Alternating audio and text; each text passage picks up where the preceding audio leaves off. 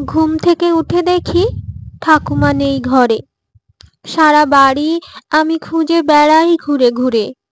সকাল থেকেই বাড়ির থমথমে পরিবেশ। বাবাও চুপচাপ, মায়ের মুখটা গম্ভীর বেশ।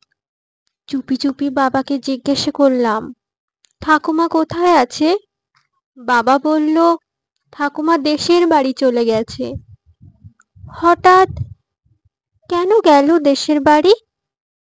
ঠাকুমা ছাড়া থাকতে পারবো না। এবার আমি কি করি? মা বাবা অফিস যেত, আমরা থাকতাম দুজনে। ঠাকুমার মুখে গল্প শুনে ভাত খেতাম, ঘুমিয়ে যেতাম গান শুনে।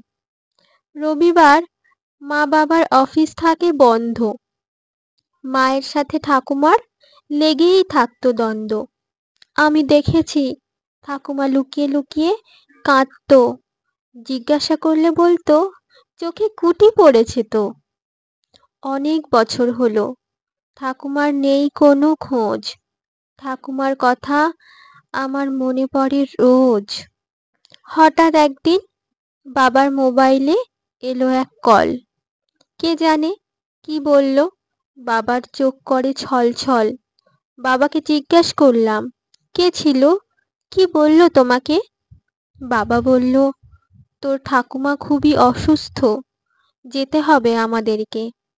আমি বললাম, চলো দেশের বাড়ি ঠাকুমার কাছে।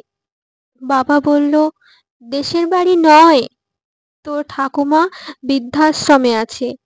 রেগে গিয়ে বললাম, এত বছর আমাকে মিথ্যে বলেছিলে। দেখবে তোমাদেরকেও ছেড়ে আমিও যাব একদিন চলে। বৃদ্ধাশ্রমে গেলাম ঠাকুমাকে ফিরিয়ে আনবো বলে। গিয়ে দেখি চিরকালের মতো ঠাকুমা আমাদের ছেড়েই গেছে চলে।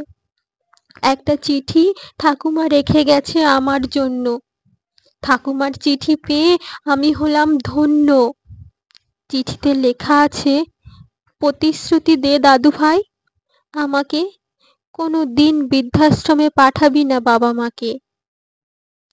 তুই ওদের একমাত্র সন্তান, থাকতে পারবে না তোকে ছাড়া। আমার সব কিছু থেকেও বৃদ্ধাশ্রমে ছিলাম সর্বহারা।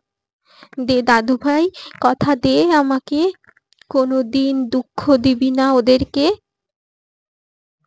কথা দিলাম ঠাকুমা, কথা দিলাম তোমাকে, কোনো দিন বৃদ্ধাশ্রমে পাঠাবো না মা বাবাকে।